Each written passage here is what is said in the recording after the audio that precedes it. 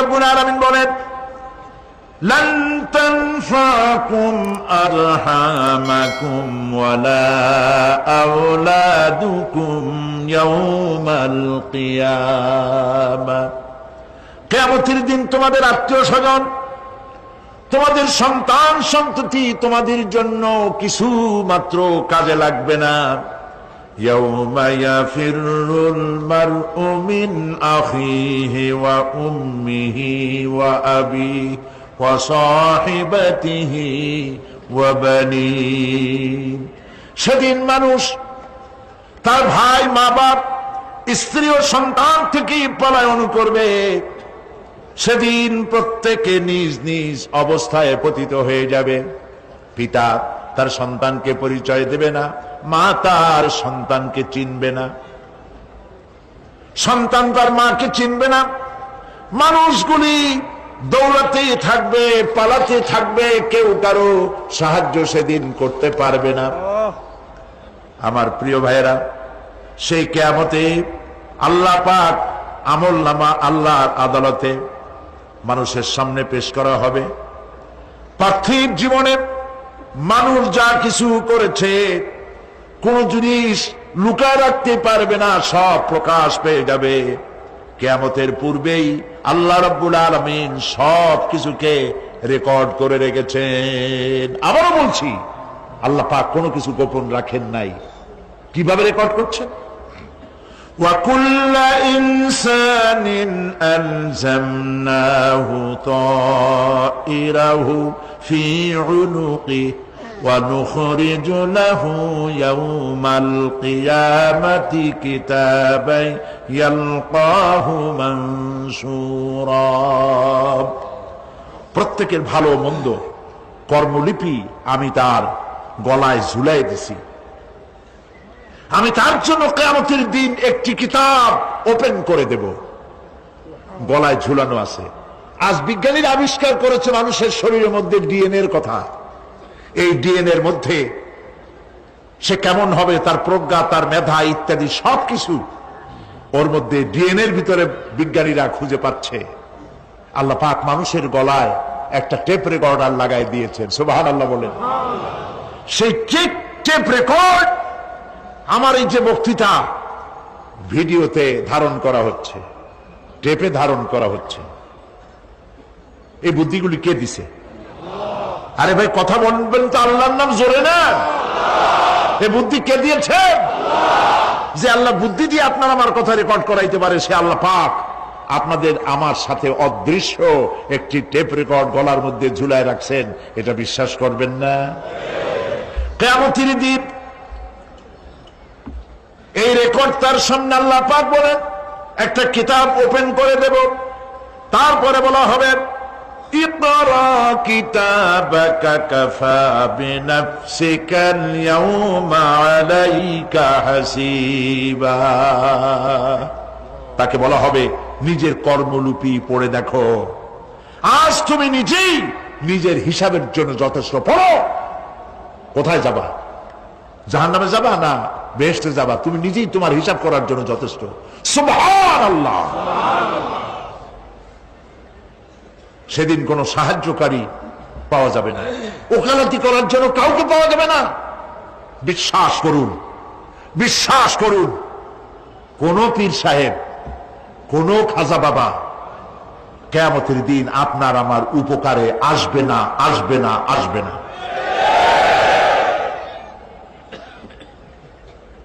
আমল ভালো হবে, আল্লাহ ক্ষমা করবেন। আমল ভালো নাই, পীর সাহেবরা কিচ্ছু করতে পারবেন না। কেউ কেউ মনে করেন পীর সাহেব আমার সুপারিশ করবেন। সুপারিশের কথাটা আজকে বলবো না, সুপারিশের কথা আসবে শেষের দিকে ইনশাআল্লাহ। বলেন ইনশাআল্লাহ। মনে করা হয় যে পীর সাহেবরা আমাদেরকে সুপারিশ করবেন। কিয়ামতের দিন আপনারাই দেখবেন ওনাদের সুপারিশ কে করে। যাদেরকে বলা হয় ওলিউল্লাহ, তারা আল্লাহর দৃষ্টিতে আদৌল্লাহ কিনা আপনার আমার জানা নাই। তার আমল কেমন আপনি জানেন না, বাইরের দৃশ্যটাই শুধু দেখেন। ওনার বউ বলতে পারবেন উনি খাঁটি পীর না ধান্দাবাজ। ওনার গ্রামের লোক বলতে পারবে বিদেশ থেকে ভাড়া করা একজন আইনে মানুষের সামনে দেখানো যায় বিরাট একটা কিছু, কিন্তু তিনি বিরাট না কি এইটা তার বউ, তার গ্রামের মানুষ বুঝবে, ভালো করে চিনবে। বউ চেনে সব থেকে ভালো, সব থেকে ভালো করে চেনে কে? স্ত্রী। তারপরে চেনে ড্রাইভার, তার সাথে যে রাত দিন যে ড্রাইভার থাকে, তার সাথে যে খাদেম থাকে, এরা জানে, এরা দেখতে পায় এই লোকটা মুখ দিয়া যা বলে আসলে লোকটা এইরকম না। বুঝতে পারে কিনা? মানুষের সামনে ধান্দাবাজি করে অনেক কথা বলে মানুষকে মন ভুলানো যায়।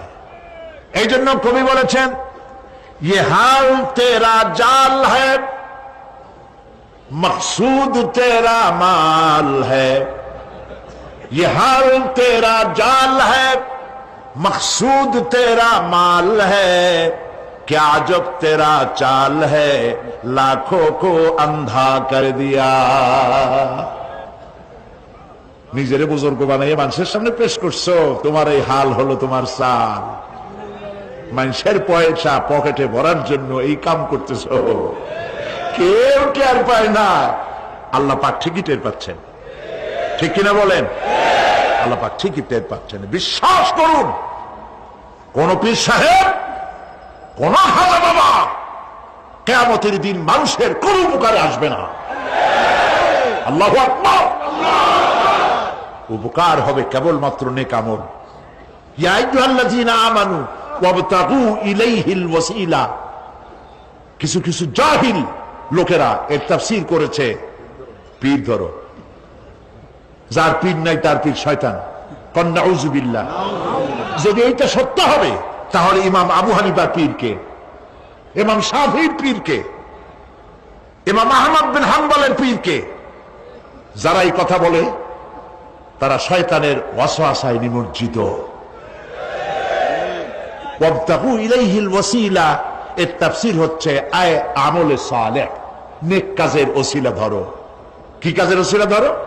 নেক কাজের ওসিলা ধরো। কারণ কিয়ামতের দিন আল্লাহ পাক আরো পরিষ্কার করে বলছেন, লান তানফাকুম আরহামুকুম ওয়ালা আওলাদুকুম ইয়াউমাল কিয়ামাহ। কিয়ামতের দিন সন্তান সন্ততি আর সম্পদ কোনো কাজে লাগবে না, এগুলি কোনো উপকার হবে না মানুষের জন্য। আর সেখানে উৎকোচেরও কোনো কারবার চলবে না। এই পৃথিবীতে উৎকোচ দিয়ে অনেক কাম করা যায়, কিন্তু কিয়ামতে চলবে না।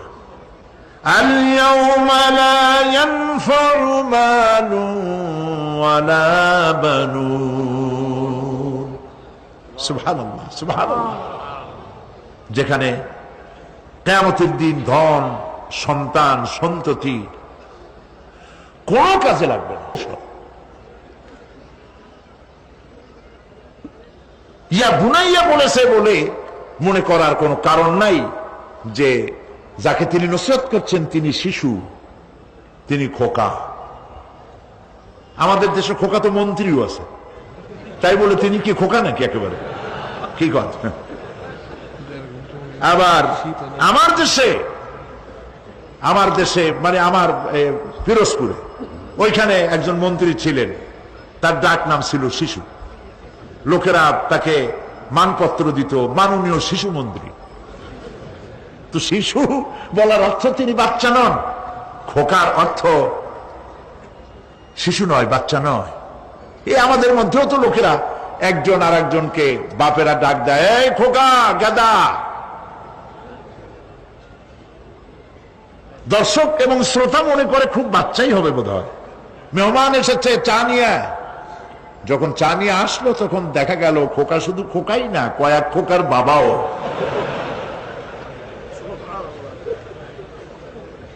হযরত লোকমান যে নসিহত তার ছেলেকে করেছেন, বোঝার কোনো কারণ নাই যে তিনি ছোট।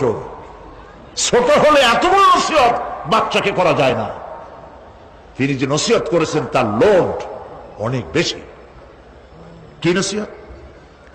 হযরত লোকমান নসিহত করছেন, ইয়া বুনাইয়া ইন্নাহা ইনতাকু মিসকালা হাববাতিন মিন খারদালিন। ও আমার কলিজার টুকরা সন্তান, কোন জিনিস রেণুকার মতো,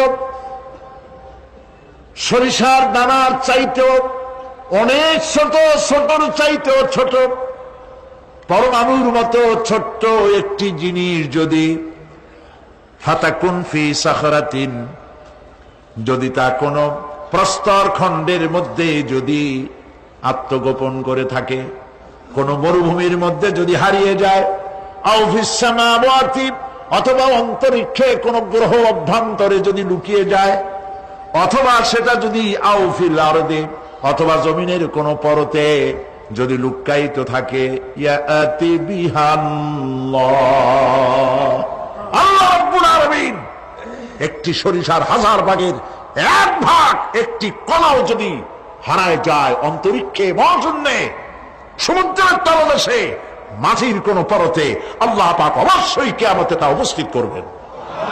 আল্লাহু আকবার।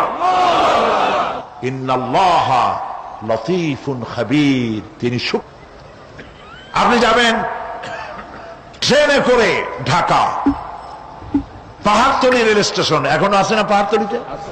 পাহাড়তলী রেল স্টেশন, ওয়েটিং রুমে গিয়ে বসছেন, ওইটা আপনার বাড়ি না, ট্রেন আসতে চলে যেতে হবে, ঠিক কিনা? পৃথিবীটা হচ্ছে একটি সুন্দরী তরুণী তন্নি, 16 কলায় পরিপূর্ণ যৌবন ছটা এক পর স্ত্রীর মতো। আরে কোনো লাভ নাই, কবরটা খালি পড়ে থাকবে। প্রিয় ভাই সব, দারুণ শীত পড়েছে, মানুষ মরে যাচ্ছে, অনেক মানুষ এবার মারা গেছে শীতে। আল্লাহর কাছে আমরা বলবো, আল্লাহ তুমি দয়া করে শীত যেটুক না হলে হয় না, তুমি সেইটুক দাও, শান্তি হিসাবে দাও, রহমত হিসেবে দাও, জহমত হিসেবে আমাদেরকে তুমি দিও না, বলি আমি। প্রিয় ভাই সব,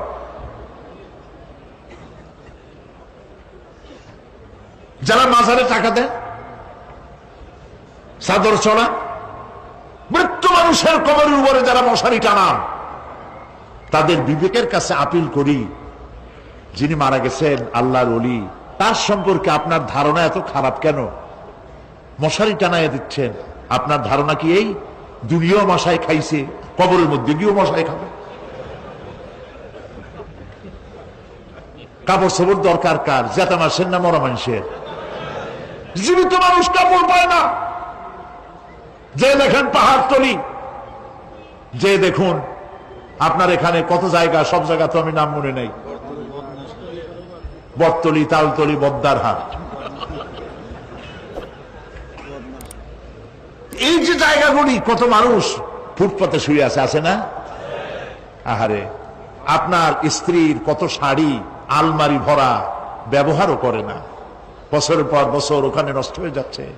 10টা শাড়ি বাইর করিয়া অনাথ অনাথিনী মেয়ে লোকদের গায়ে দিয়ে দেন। বাজারে টাকা দিলেন, চাদর দিলেন, যারা রাস্তার উপরে যারা কেনই গায়ে দিয়ে থাকে, আগুন পোহায়, একটু চাদর নাই, ওদের একটা কাপড় কিনে দেন। প্রিয় ভাই সব, দিল্লির সম্রাট শাহজাহান, তিনি তাজমহল তৈরি করেছিলেন তদানীন্তন বাজারে 20 কোটি টাকা খরচ করে, 20 বছর ধরে প্রচেষ্টা করে 22,000 শ্রমিক লাগাইয়া তাজমহল বানিয়েছিলেন। জানেন কিনা ইতিহাস? কোন বাজারে? যেই বাজারে 1 টাকায় 8 মণ চাউল পাওয়া যাইত। বুঝছেন কথা? সেই বাজারে 20 কোটি টাকা খরচ করেছেন, 22,000 শ্রমিক লাগিয়েছেন, 20 বছর সময় লেগেছে তাজমহল করতে। এবার একটা নির্মম বাস্তব কথা শুনুন। আপনি যদি কোন একটি এতিমের গায়ে, কোন এক অনাথিনী বিধবার গায়ে, কোন এক কচি শিশু, বাপ নাই মা নাই, শীতের দিনে খালি গায়ে কানু, 2টা হাত গলার উপরে ধরে সকালবেলায় কাঁদতেছে, ওই বাচ্চা এতিমের গায়ে একটি চাদর, একটি গেঞ্জি, একটি পুরানা সোয়েটার গায়ে দিয়ে যদি এতিম বাচ্চার মুখে যদি হাসি ফোটাতে পারেন, বিশ্বাস করুন 20 বছর ধরে 22,000 শ্রমিক লাগাইয়া 20 কোটি টাকা খরচের তাজমহলের চাইতে আল্লাহর কাছে এতিমের মুখের হাসির দাম বেশি। আখিরাতে আমাদের সকলকে উঠতে হবে, সেখান থেকে কেউ আমরা কি বাঁচতে পারবো না, উঠতে হবে সবাইকে। অনেক লম্বা আলোচনা করব না, এখন শেষ করে দেই, বাকি কথা কালকে বলবো ইনশাআল্লাহ। বলেন ইনশাআল্লাহ।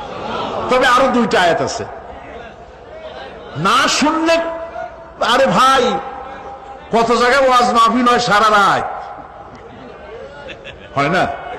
সারা রাত ফজরের সময় গরুর গোশত খায়, জম্মের খাওয়া, সারাদিন পেট খারাপ, কি শুনলো আর কি কইলো আল্লাহ জানে।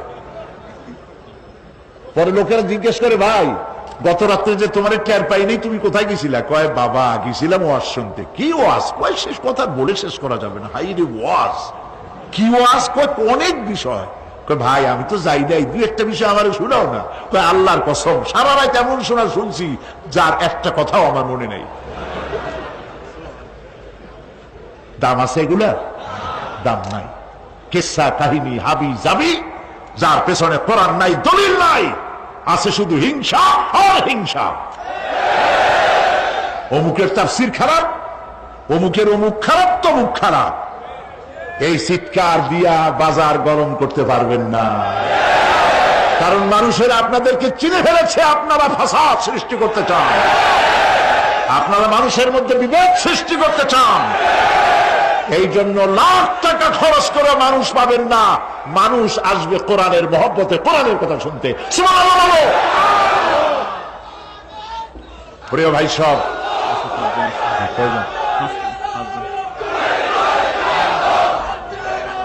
প্রিয় ভাই সব, প্রিয় ভাই সব, কাজী এর কারা বলে কি সাহস, কয় যে কোরআন শরীফ তাফসীর পড়ায় ফেলো। আস্তাগফিরুল্লাহ। হুজুর কেবলা আপনি কি নিজে একখান তাফসীর লিখছেন? কোরআনের তাফসীর, কয় যে তাফসীর পড়াই দেওয়া যায়, বেদ পুরাণ পড়ানো হতো। তাহলে আপনি অন্য ধর্মের কিতাবও পড়াইতে চান, যা আল্লাহ নিষেধ করেছেন? আপনি অন্য ধর্মের বেদ বাইবেল পড়াবার এখতিয়ার কে দিল আপনাকে? কথা বলার সময় একটুখানি সংযত হয়ে কথা বলুন।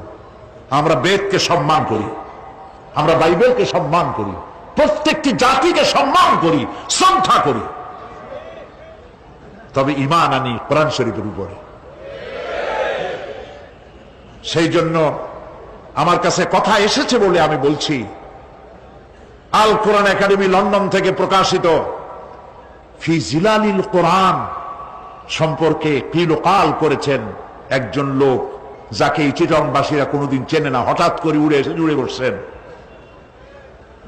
ফি জিলালিল কোরআন যিনি লিখেছেন, আপনি তো তার জুতা বহন করার যোগ্যতা রাখেন না। তিনি দুনিয়ার অমর শহীদ সৈয়দ কতব রহমতুল্লাহ আলাইহি, যিনি জেলখানার ভেতরে বসে কোন রকমের রেফারেন্স কিতাব ছাড়াই কোরআনের তাফসীর লিখে পৃথিবীতে অমর হয়ে আছেন। কোন সাহসে বলেছেন? আপনার জিহ্বা তো আস্ত থাকার কথা নয়। মারাত্মক কথা বলবেন না, জবান সংযত করে কথা বলবেন। আপনি কি জানেন কার সম্পর্কে আপনি কথা বলেছেন? কার লেখা তাফসীরের বিরুদ্ধে কথা বলেছেন?